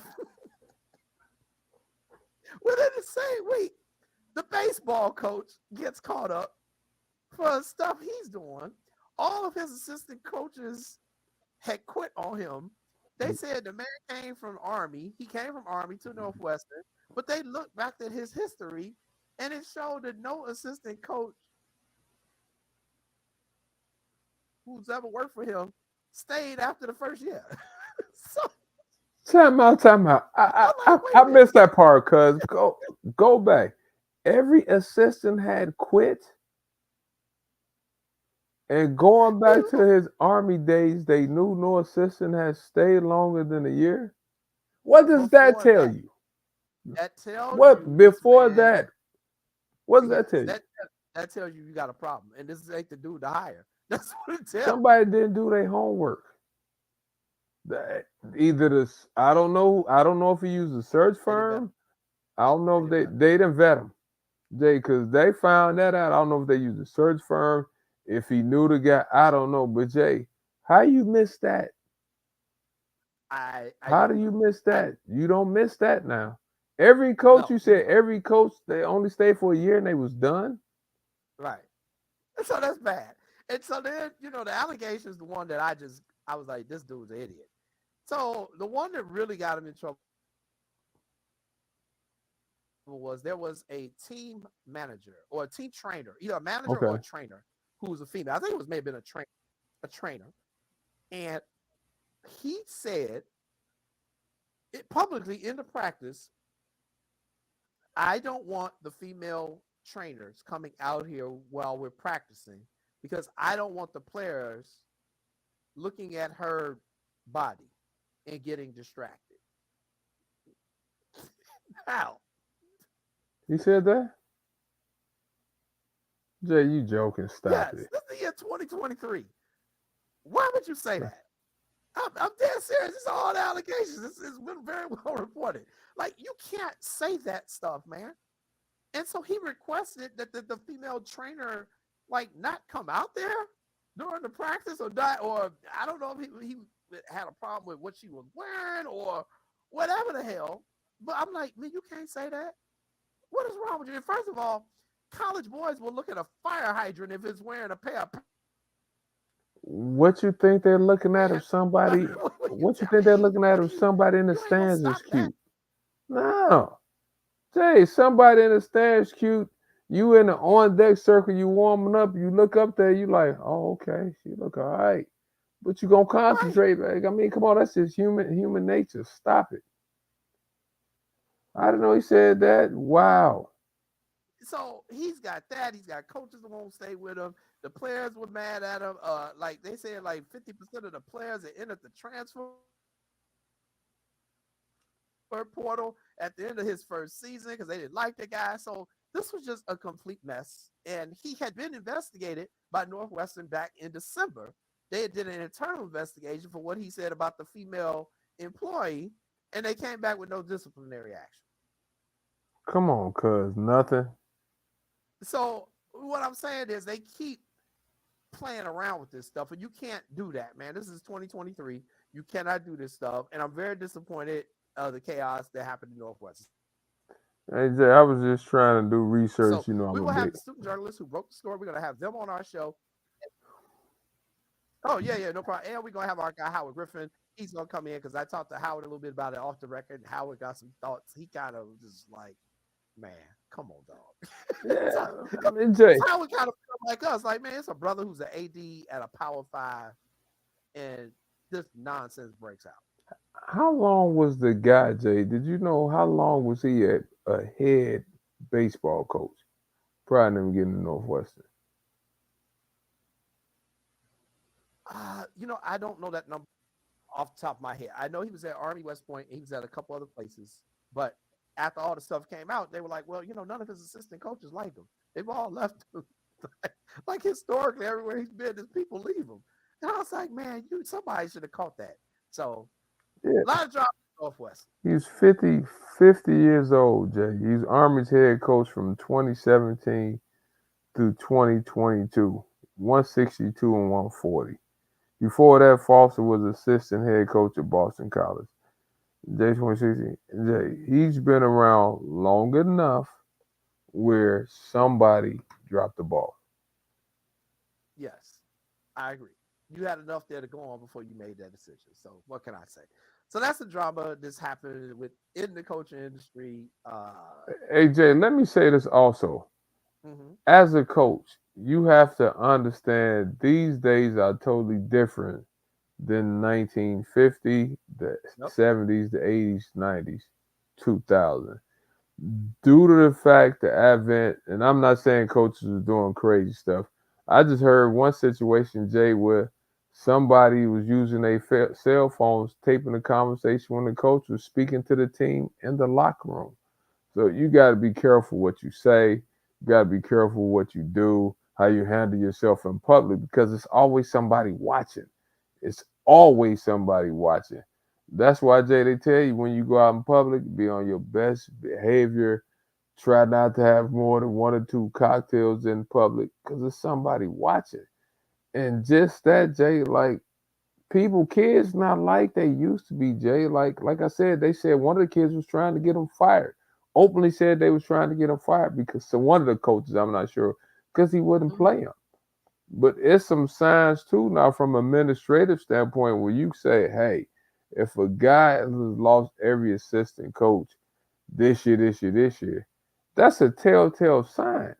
That's you understand something is happening that probably shouldn't be happening. So you have to pay close attention to that stuff. And these boosters are not going for that. They pouring millions and millions of dollars into their facilities and to get into resources for these schools. Man, you got to choose wisely, and you got to understand what's going on. But there's been some crazy coaching deals going on, Jay. This in the summer. You see, I'm still Yeah. sitting in my head, and you know I'm always talking about money and stuff because coaches get paid different. Fitzgerald 5.2 million. That baseball coach was probably making about what you think, Jay? Probably about a million, million two, somewhere in that. That's a lot of money to be losing. It's a lot of He money. tricked it all. Yeah, I mean, come on. Oh boy. All right. Wow. We're gonna take a quick commercial break because when we come back, it is Bears season. It is Bears season. The Bears have reported for training camp in Lake Forest. Lance is hyped up, and he is very defensive about what somebody said about his quarterback. So we're gonna take a quick commercial break, all of 1 minute and 5 seconds, and we are coming I'm back. gonna ask you if it's true or not when we come back. That's your question. 1 minute. 1 minute, 5 seconds.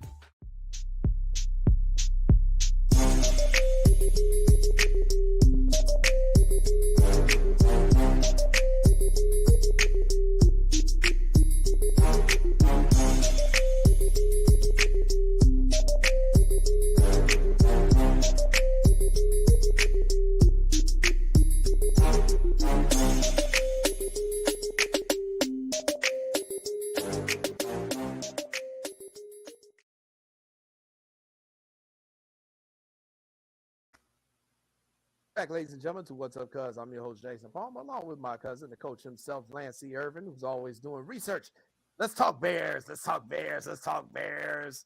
Your Chicago NFL football team in training camp, getting ready to prepare for their first preseason game, which is going to take place in less than 2 weeks. And you are in a sneery mood earlier during the pre-show meeting because somebody said something about your quarterback and you didn't like it. So you go ahead and tell the people what was said about your quarterback and what got you all fired up in the meeting. Ladies and gentlemen, my cousin Jason, though, like he taught me, I do a lot of reading and a lot of research. Right? I'm in school, but I think I love the Bears, and I'm doing some research for the show, talking to Jay, and the Athletic had an article where they rated the tiers of the quarterback. They had, I want to say, 10 head coaches, 15 general managers, some analytics guys rate the NFL 30 quarterbacks in tiers 1, 2, and 3. So I'm reading tier 1 is the best of the best. I see my man Patty Mahomes, Josh Allen. I see Aaron Rodgers. I see my man Joe Burrow that could sling that ball. So the first tier, I'm like, cool. Get down to the second tier. I see guys like let me see, Justin. I see Jalen Hurts. So I go down to tier 2. Still don't see Justin Fields. I go down to tier 3, 18, 21. Justin Fields, 21. See guys like Geno Smith down there next to him, which I like Geno Smith. I see Daniel Jones from the Giants, who been struggling since he's been in the league. So I said, Jason, is Justin Fields the 21st best quarterback in the NFL? What's your thoughts? No. So I'm looking at this objectively, and while I understand that this is a huge year for Justin Fields and that he does need to make some tremendous strides. Go ahead. I would not say Justin Fields is the first rookie quarterback. Now, and I've learned a lot from just listening to Sean and listening to his guests, and it makes a lot of sense. Mm-hmm. A lot of the bad throws that Justin made last year wasn't on Justin. A lot of it was on them trash receivers he had. A lot of them bad throws that Justin made last year was because of that crappy ass offensive line. They put him behind, and the man was running for his life as soon as he said hike. It reminded me of that Three Stooges skit where they said hike, and then the people just ran and just pulled them over and stacked Kirk in the backfield. And he's like, damn, I kind of felt that's the way Justin Fields was last year. So, yeah, if you do it based off his stats over the last year, of course you're going to call he's 21st. But you got to see what the man was working with, which was little or nothing. He literally ran for his life all season. He's not the 21st rated quarterback in this league. Even though I have given up my Bears fandom, I want to see this young man succeed. So I think he's a talent, and he's not 21st. I would say he's borderline top 10. And now we will see that they've given him a little bit more help with the receiving core. Hopefully a little bit more cohesion on that offensive line, Armando. That's what I'm really looking at. See how that offensive line, the cohesion there. They can protect him a little bit better. The play caller should get a little bit better. He'll know the playbook better so he can get rid of the ball faster. This is the year he needs to make a big step, Larry. So Jay, they said it was 8 general managers, 10 head coaches, 15 coordinators, and 10 executives. 10 executives and analytics guy. So I mean, Patrick Mahomes won since you said he should be in the top 10. That's what you said. Joe Burrows 2, Josh Allen 3, Aaron Badman Rodgers 4, Justin Herbert. Do you disagree with any of those? In the top 5? Top 5. Those top 5? Tier 1. Tier 1. Justin Herbert, yeah, he's decent. They're okay. The only one, if I were to question, it would be Herbert, but I do think they was all solid. Herbert, okay. Tier 2, Jalen Hurts, Lamar Jackson, Trevor Lawrence, Dak Prescott, Matthew Stafford, Deshaun Watson. Deshaun Watson hadn't really even played. How he in the tier and he hasn't played? He had. Deshaun Watson shouldn't be in that tier. There's another one I question too. Dak Prescott. I question Dak. Why do you question Dak? Talk to me about Dak. Because I think Dak's biggest problem, well, he's had Ezekiel Elliott, which will help you tremendously. The other part is Dak can't win in the playoffs, man. He can't get it done. He was struggling to just get it done, man. And he's had weapons. That's what I'm saying. And Amari Cooper and them, yeah. Quarterbacks. Yeah, if you give Justin some of the same weapons some of these other quarterbacks has had, he definitely would be up there. That's what I'm saying. Dak, in my opinion, Justin is going to be better than Dak, and he probably is close to him right now. Okay, so let me read you his tier. Now, I'm going to go for 13 if we got a minute. Do we have a minute? Or you want me to hurry up? Come on. Not a minute. Kyler Murray, 13. Arizona. Derek Carr, who just got traded to the Saints, 14. Jared Goff. Russell Wilson, 16. Tua Tagovailoa, 17. Your guy. Jimmy G. Daniel Jones, Geno Smith, and Justin Fields. Let me tell you what they say about Fields, Jay. They say as a runner, he's number 1. But as a player, he's been inconsistent. But for now, he has a bad supporting cast, like you said. He hadn't benefited, he said. And they said he has to throw the ball better, Jay. Said his throwing, he has to get better with his throwing. Do you agree with that? I don't disagree with it so much as you have to put it in the proper context. You have to put it in the proper context. Of course, his passing needs to get better. Everybody got to get better. He going into his 3rd year. The first year we can throw that out the window because it was under Matt Nagy. So you basically had to take all of last year to just un-Nagy him to get all the bad habits out the dang away. Give him a chance to grow. So it's the context of what you're doing the criticism. He's learned a new system. He's now going to be in the second year of the system, so he'll be more comfortable with it. He's got more weapons. He'll get more time, hopefully, with the offensive line. You know, the Bears had the number one running game in the league last year. And here's the thing, that was out of necessity because they didn't have no pass game. It was smart for them to run the ball as much as they did. And the scary thing is Justin Fields was damn near the leading rusher. So, I mean, yeah, of course. But, you know, you're not going to see him doing that. They know they can't have this dude running, being the leading rusher on the team like that. You're going to kill this man's career. So, again, I get why they did the rankings. I get the criticism of it. But when you put it in the context of the situation that the young man was in and the situation that the team was in, that was the best they could do what they had. Now, I love the Dolphins. Tua, when he's healthy, is a beast. But he's concussed. He's concussed. We said on this show the boy need to retire. We're going to see what he does this year as long as he's healthy, but I just think he's going to get concussed again. Justin Fields is going to surpass him.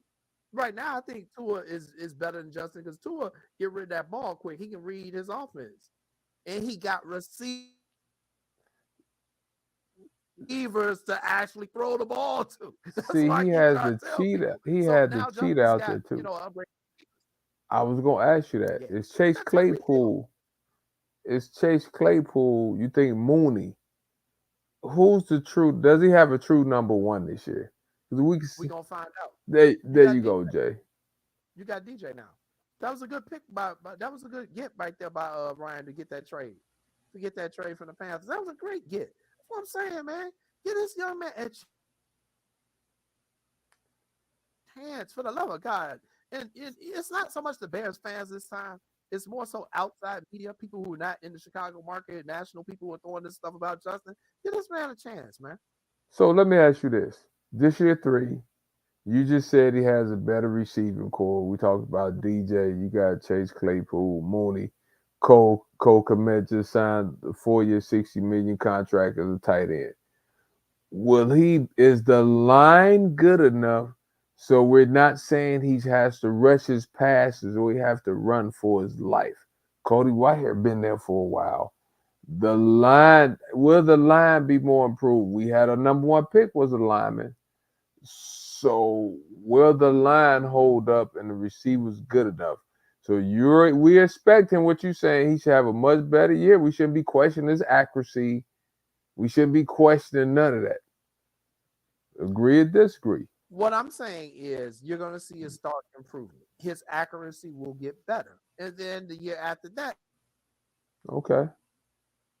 it will be even better than that. The longer he's in the system and the longer he's build that chemistry with his receivers, the more they can continue to put the running game into the offense so that people are just not coming right after Justin thinking he's going to pass. The kid is elusive. You look, what he did to my Dolphins last year, I'm so happy the Bears are terrible because if they had been an average team, they'd have beat us last year because Justin damn near did it himself with some of them scrambling runs he was doing. He is going to be so hard to stop once he's got a passing game that people must respect because he can still take off on you. And you got to have a spy on him. So that's going to take one person out the coverage in the passing game. You see what I'm saying? So he's going to be a beast. They got to just, you know what they need to do? Just shut up. You know, at a certain point, you tell, just like I told the parents at the AAU volleyball who kept trying to coach their kids during the match, they were getting on my line, like, y'all just shut up and let your kids play. Like, y'all was messing them up. And all of a sudden, the team came back and won. The parents were like, man, ref, nobody ever told us to shut up. Yeah, well, we should do it more often. Man, exactly. Sometimes, but just a little bit. I know we're gonna talk about the Bears when Sean comes on next week and stuff like that. But do you expect? Because there's some of the criticism they was giving my man Jalen Hurts last year, right? They was criticizing him like he needs to work on his accuracy. Da da da da da. He proved them wrong. I think if Fields could have a year, I'm not gonna say because I think Hurts have more weapons and more players. If he could have half the year what Hurts had, then I think it'll be a successful year for him. I think it's going to be a successful year for them. I think the Bears will be much better, and you will see the results in the wins and loss category. They're not going to win the Super Bowl. I don't think they're going to make the playoffs, but I think you're going to see an improved team. And we'll get more into where we see the Bears as we get near the end of the preseason before we go into the regular season. We'll give our predictions on what we see once we can actually Give him the eyeball test. see them play. But I think they're going to be better. They're not going to be worse. They won't be worse. They will be better. So there's a lot to look forward to. But I just think for the most part, people need to just chill out and let the process take place. In America right now, everybody wants everything instantaneously, and it don't work like that, man. It's like you don't plant a seed, put the fertilizer on and water it, and come back the next day and say, how come I ain't got no fruit yet? You don't do that. It takes time. It takes weeks for it to bear fruit. But for some reason, we think athletes, oh, we got go. What's taking them so long? It takes a while for the garden to grow. They just planted the damn seeds. And the people already asking where the fruit is. It ain't even got a little stalk on it yet. Everybody relax. That includes the media, that includes the fans, that includes just everybody. Just relax, man. Give Ryan Poles a chance to do his thing. The Bears just got a new president. He just took, control of the office a couple months ago. Give time for this organization to put this new administration in place. Get this coaching staff. They now been together. Yeah, we should see better coaching. That's something we ain't talking about yet. Eberflus, this was his first time as a head coach last year. He gonna get better. Everybody gonna get better. They just gotta give people time. Give people time in their job to improve, and you will get the results. I'm looking forward to seeing his development. Think you summed it up, Jay. It's about timing and time, right? And oftentimes, like you said, as people, we want everybody to have it so quick, get it right now. Like parents in the AAU, and I'm just talking about in all sports. My son is a pro. No, you can't skip steps. It's a process. You telling me your son is a pro in 7th grade? Stop it. Stop it. He has to go to 8th grade, and we have high school. For all these sports, Jay, I get so tired of hearing that. Like, it's people at all these tournaments, high school games, football games. My son is this good. Why the coach not playing him? Like, can we just watch him play? Can I watch him play? Jay, can I just sit here and watch the game, watch your son or daughter play without you being in my ear telling me how good they are? Can I see for myself? Can I just sit there and enjoy the game? Don't tell me. Let me figure out how good. No, just relax. Stop saying that BS. Like Byron and I get so mad, Jay, when people come to us to say, my kid is a pro, my kid. Dang, let me see him smile. Let me see him make a layup. Let me see if he can pass.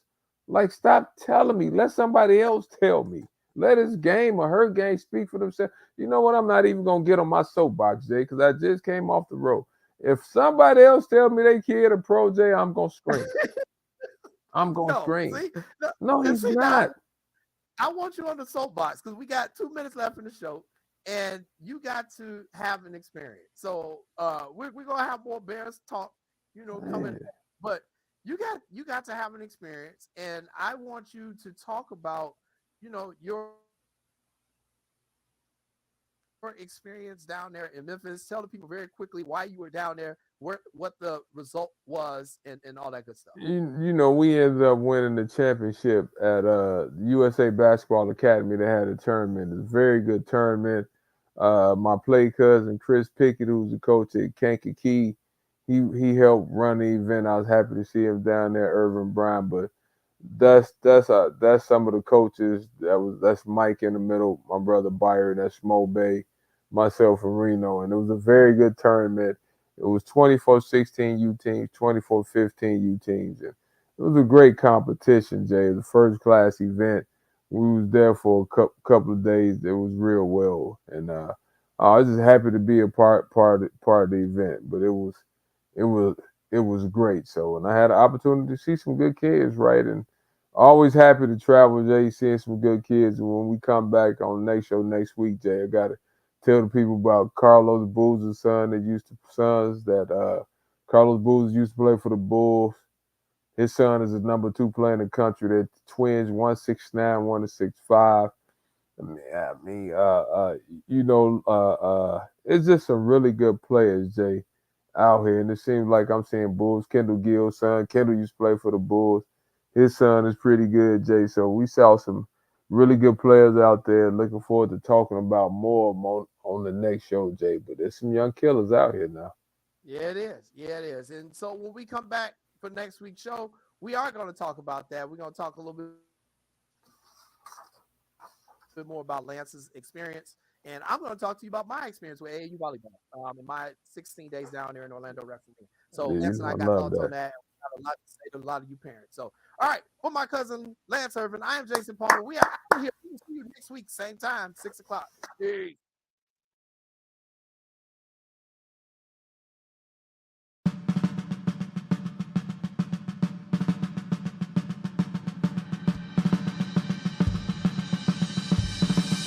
Lift every voice and sing till earth and heaven ring with the harmonies of liberty. Let our rejoicing rise.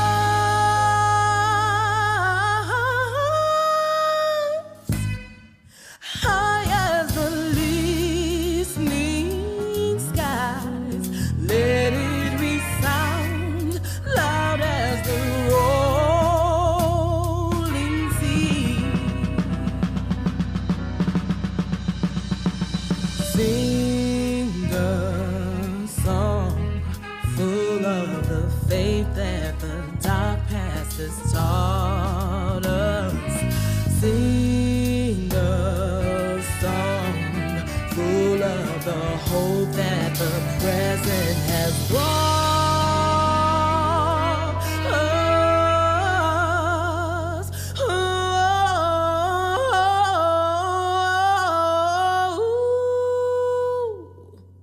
Facing the rising sun of a new day begun. We will march on to victory. We will march on to victory. Let us march on to victory.